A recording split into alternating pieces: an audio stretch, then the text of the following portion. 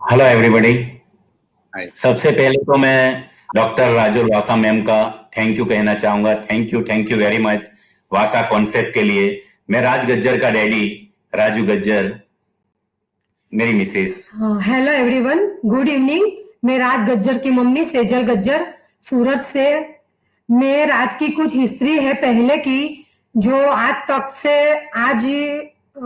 तक के ये बातें हैं जो डॉक्टर राजुल वासा मैम का बिफोर वासा कॉन्सेप्ट चालू करने से पहले की कुछ बातें हैं जो मैं बताना चाहती हूँ।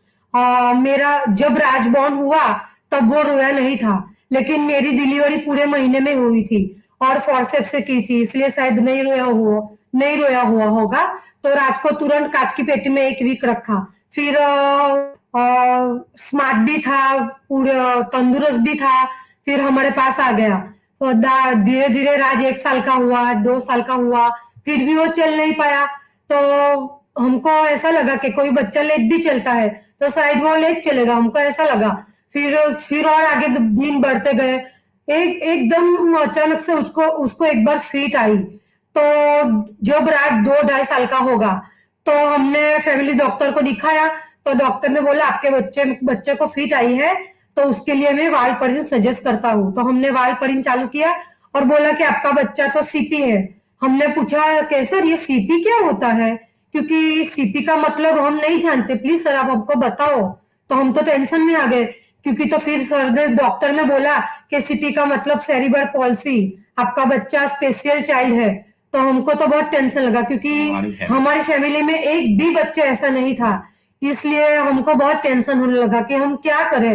तो डॉक्टर ने बोला कि आप कुछ मत करो, अभी ये फिट के लिए वाल परिन चालू रखो और फिजियो चालू कराओ। तो हमने फिजियो चालू किया। फिजियो में पहले तो स्प्लीन बनवाने को बोला, तो स्प्लीन बनवाया। स्प्लीन पहनवा के राज को खड़ा करते थे, एक्सरसाइज खींच तान के भी बच्चा जितना भी रोए फिर भी एक्सरसाइज तो चालू वो लोग करके ही राज को छोड़ते थे। तो फिर राज रोता भी ज्यादा रहता था। फिर फिजियो में से हमको पूछा कि राज को फिट आई थी, तो हमने बोला कि हाँ राज को फिट आई है। तो उसके लिए बोला कि आप बॉम्बे में डॉक्टर को, न्यूरोलॉजिस्ट को दिखाओ। तो हमने बॉम्बे में डॉक्टर न्यूरोलॉजिस्ट जो एक्सपर्ट है उसको दिखाया। तो हमने बोला, डॉक्टर ने पूछा कि राज की फिट के लिए तो ये वाल पड़ने सिर्फ ठीक है, लेकिन आपके बच्चे में डिस्टोनिया भी काफी हद तक है, तो उसके लिए मैं आपको एक पैसेटिन सजेस्ट करता हूँ, वो आप राज की चालू रखो। डॉक्टर का भी न्यूरोलॉजिस्ट का रूटीन चेकअप चालू ही था। तो पैसेटिन का भी डोज बढ़ाने को बोला, वो भी हम बढ़ाते गए। फिर बोला कि पैसेटिन से कंट्रोल नहीं होता है, अभी एक मेडिसिन ऐड की, वो रिवोथ्रिल थी। उसका भी जैसे पैसेटिन का डोज बढ़ाने को बोला, वैसे ही हमने रिवोथ्रिल का भी डोज बढ़ाते गए। जैसे दिन में 2 पैसेटिन, दिन में 3 बार, 2 रिवोथ्रिल, दिन में 3 बार, ऐसा करके राज की कितनी ये मेडिसिन राज लेता था। जब ये राज मेडिसिन उसकी चालू थी तो उसमें इतना गुस्सा, चिड़चिड़ापन, जिद्दी, जो उसको चीज चाहिए वो बस उसको तुरंत हमको लाके देना ही पड़ता था, वरना हमको बहुत परेशान करता था। फिर उसके बाद फिजियो में ये जो टाइटनेस का ये नहीं हुआ, तो उन्होंने बोला कि भाई आप मुंबई में एक्सपर्ट डॉक्टर है, आप ऑर्थोपेडिक को दिखाओ, चाइल्ड ऑर्थोपेडिक के बोले आप उनको दिखाइए। तो हम उनको दिखाया, उन्होंने देखा, फिर बताया कि भाई आपका बच्चे को ये जो डिस्टोनिया है, टाइटनेस है, उसके लिए बोले आपका राइट हैंड और राइट पैर उसमें बहुत ज्यादा टाइटनेस है, उसमें आप बॉटॉक्स लगाओ, तो उससे क्या आपका बच्चे में थोड़े रिकवरी आएगी। और उन्होंने बताया कि बॉटॉक्स का असर 6 मंथ तक रहता है, तो आपको दिन में 2 बार फिजियो करवाना पड़ेगा आपको। उस हिसाब से हमको उन्होंने बताया। तो हमने सोचा क्या करें अभी। तो उस समय उसका है ना थोड़ा पेल्विस का भी थोड़ा प्रॉब्लम था, थोड़ा बॉल बाहर से था। तो बोले वो अगर वो ये आप कराएंगे, बॉटॉक्स करवाएंगे और उसके साथ एक्सरसाइज कराएंगे, कसरत कराएंगे, तो हो सकता है उससे वो काबू में आ जाएगा। तो हमने फिर बॉटॉक्स राइट हैंड और राइट लेग में दोनों में करवाया। खर्चा भी काफी हुआ हमें, लेकिन उसका कोई बेनिफिट नहीं, 0% बेनिफिट, हमें कोई फायदा ही नहीं हुआ उसमें। दो बार हम फिजियो करवाते थे और सब कुछ ऐसा हमारा मानो वेस्ट गया वो।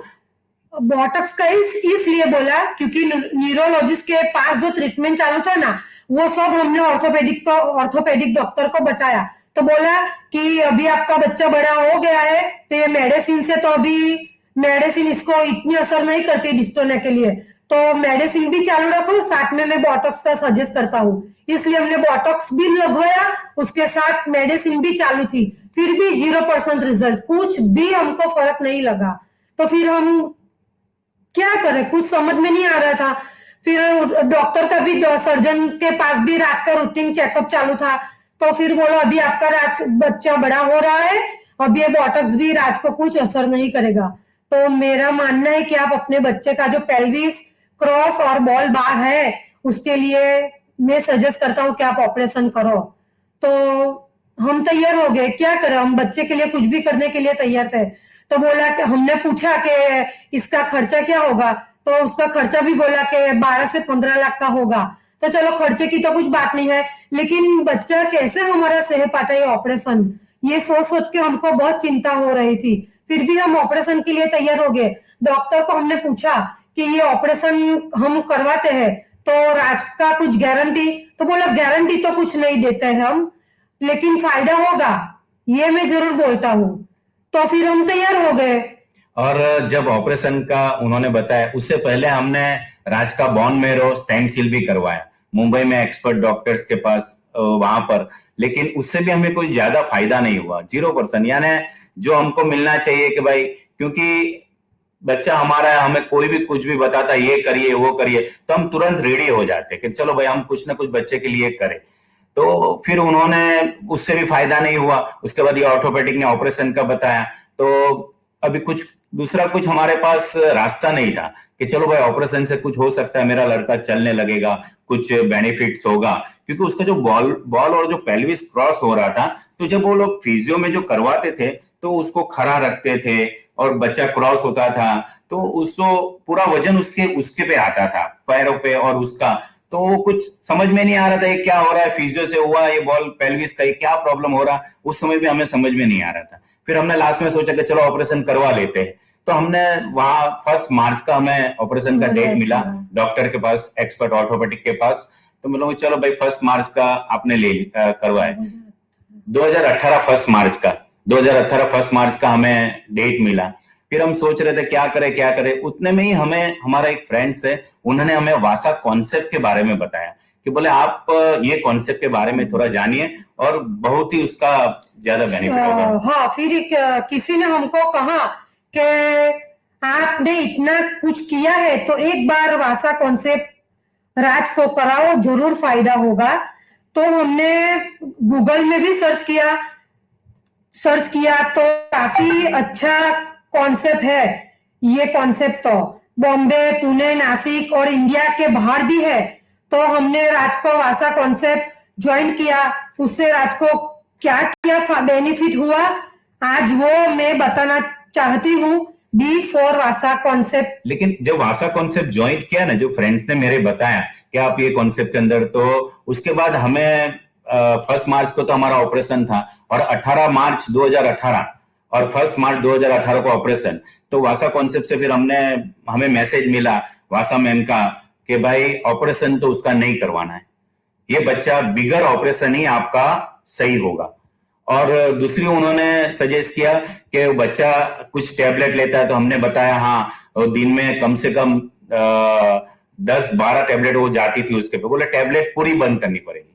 तो हम तो डर गए कि मैडम तो टैबलेट पूरा बंद करने के लिए बोल रहे हैं, और इनको तो इतना डिस्टोनिया, इतना टाइटनेस है, उसका राइट हैंड तो ऐसा सोचो मुड़ के रखता था, वो जो ऐसा राइट हैंड मुड़ के ही रखता था वो, है ना, उतना इतना टाइटनेस है। और मैडम ने बताया कि आप ये बंद कर दो, टैबलेट्स बंद कर दो। फिर हमने सोचा कि हमने इतना सारा कुछ किया है, ये सब किया है, तो चलो एक बार वो भी करके देख लेते हैं। तो हमने टैबलेट भी बंद कर दी। उसके बाद मैडम ने हमें, वासा मैम ने हमें बताया कि आप उसका बॉन्ड डेंसिटी चेक करवाओ। तो बॉन्ड डेंसिटी हमने चेक करवाई, तो बॉन्ड डेंसिटी उसकी इतनी कम आई कि आप उसका रिपोर्ट बहुत ही खराब आया। उसके बॉन्ड में कोई ताकत ही नहीं थी, कोई आप देखो ना तो कुछ ये नहीं था, थोड़ा भी कुछ करता तो वो थक जाता, वो इतना हाथों में भी वो जो पूरा वजन उसका हाथों पे नहीं ले सकता था वो, इतना उसका बॉन्ड डेंसिटी कम था। तो हमने वो चीज कराया। उसके बाद हम फिजियो टोटली बंद करके आफ्टर वासा कॉन्सेप्ट ज्वाइंट कर लिया, और वासा कॉन्सेप्ट में राज का एक्सरसाइज शुरू किया हमने।